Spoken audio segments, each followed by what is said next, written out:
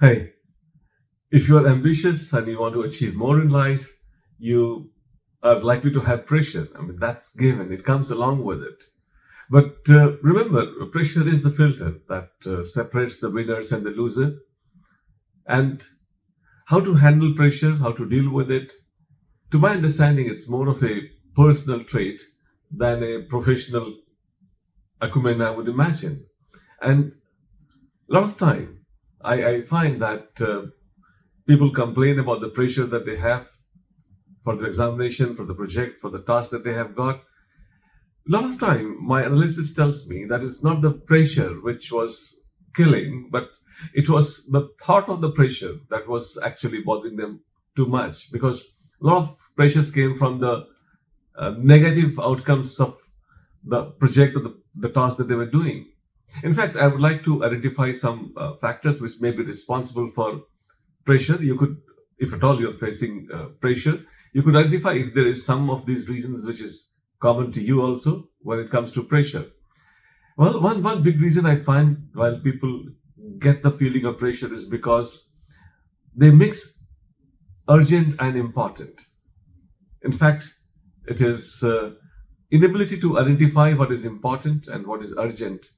A lot of time we come under pressure.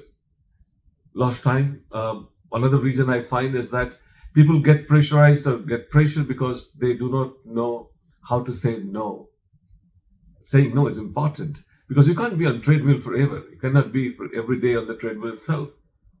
I can also see people having pressure because sometimes they have got one brain and a dozen mind. So many things that keep coming to them, and then ultimately leads to pressure. And also, it could be a factor where some of you are not in a position to, I would say, judge your potentials well. I mean, I would call it misestimation. It can be underestimation, it can be overestimation. Misestimation of the own potential can be also a factor sometime. Excessive engagement with the outcome, the results, could also give you pressure because your attention goes from your action to the outcome, and that gives pressure because outcome is not in your hand and it's not coming in front of you. It's very vague. Also, sometimes lack of prioritization of the task also can give you pressure because you take all the tasks at the same plane, and which is actually not possible. So prioritizing them is also one way to go about it. I think I'll also like to separately talk about how to really go about it. But one more thing which I find that some of you may find as a common factor when you feel pressure is poor lifestyle habit: food, sleep, and emotional well-being. There's a delicate balance on which your personality exists.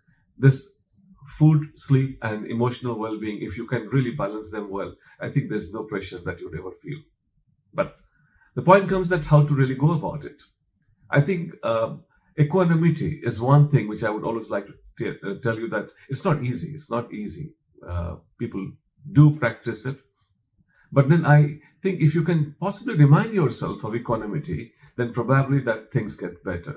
Also, be in a position to classify things and identify things which is important, which is urgent, and focus on the things which is important rather than urgent, and then you would be able to sort it. Also, this is a very unique thing. A lot of time I feel that if you are one person who has collected lots of smileys through the day, the pressure goes down. And the smileys can be collected as a token from helping people by probably showing gratitude to others, appreciation, and simply concentrating on self. Breathing also gives you those smileys, and then you are having more of a attention to the self than to the work, and that is what I basically express. I mean, reward yourself. I mean, I would imagine it could be reward like you can have. Possibly you can have retail therapy for yourself. You can possibly have a good meal, spend time with the friends and relatives that people you like talking to. Do the activity that gives you enjoyment, and simply give some me time. I mean, I think that really works. Also, for pressure, never go for this talking to people in terms of saying why me, that kind of situation. You should speak to people, but only those people who are in a substantial position to make some changes in a position that you are in, and and be honest at that time. I mean, I think the task that you have got, the pressure that you're feeling, be honest and speak out to the people who can really make change, not to the people who are not in a position to really help you or improve in anything. Also, to handle pressure, I would say that plan and explore.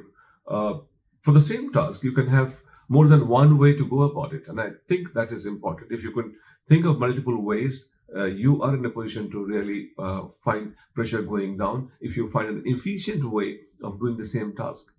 And I think if I can possibly close it, I feel that pressure is not that exists. Pressure is, just think about it. Pressure is what you feel. And remember, feeling is in your control. So pressure is not what it exists. Pressure is the feeling that you have about it. And feeling is within you. It is in your control. So you can control your pressure also. My best wishes are with you.